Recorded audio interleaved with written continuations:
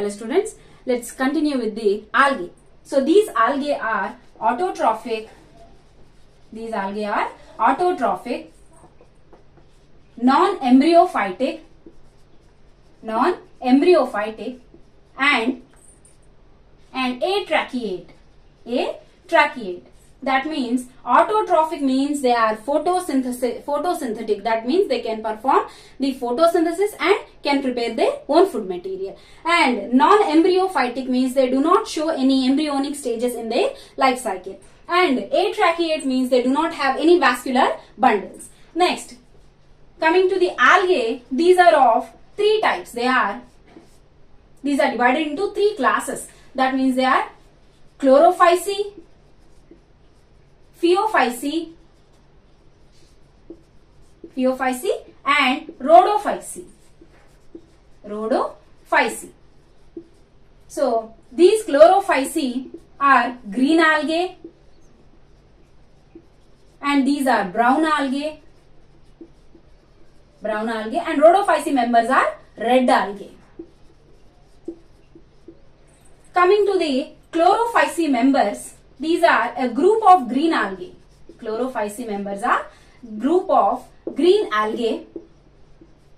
They have the pigments such as chlorophyll A, B, xanthophylls and carotenoids. So with these they perform the photosynthesis. Some of the examples are unicellular, motile ones, unicellular non-motile. Unicellular motile ones are chlamydomonas and unicellular non-motile ones are chlorella, and some of them are branched filamentous. Forms are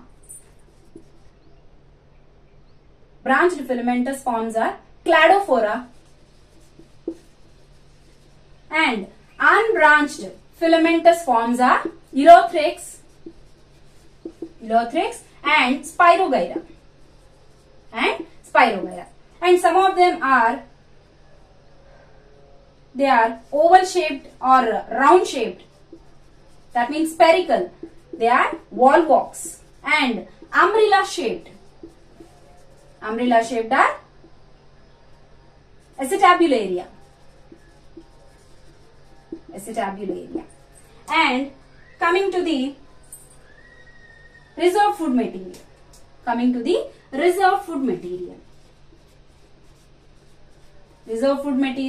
They reserve the food material in the form of pyrenoids. So this pyrenoid is a substance that have a central protein structure. That means a central protein with outer starch granules.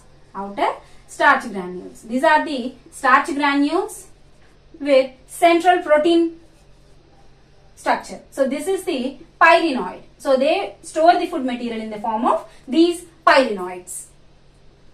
Now coming to the cell wall.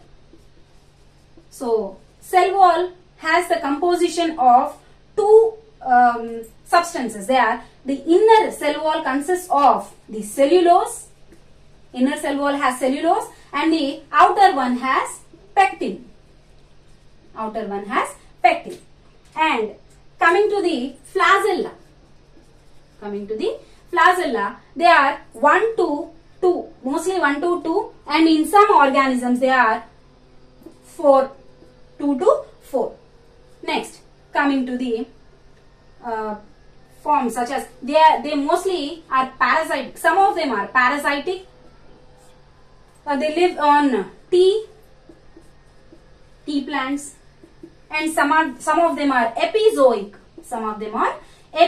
That means they can live on the body of any animal. So example is zoochlorella. Next, coming to their habitat. They live in freshwater all of these live in fresh water and in the moist areas. Okay. Now coming to the reproduction. They reproduce by three modes. They reproduce by three modes. They are vegetative reproduction, asexual reproduction, and sexual modes of reproduction.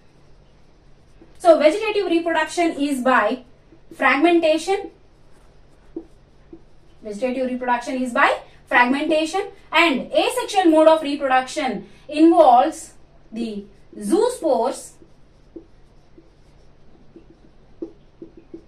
and aplanospores. Third one is echinates. Fourth one is hypnospores. And the sexual mode of reproduction involves isogamy, anisogamy, oogamy.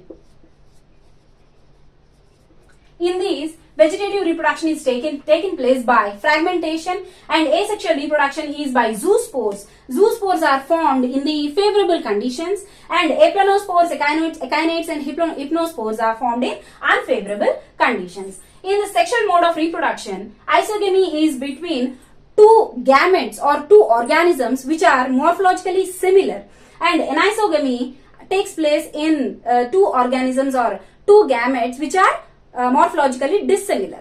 Okay. Now coming to the oogamy, it has a egg which is immobile. That means it cannot move from the place, and the sperm or the anthrozoid, that is motile. So this is the one motile ones and one non-motile gamete. The sexual reproduction which occurs between egg and the anthrozoid is called as oogamy.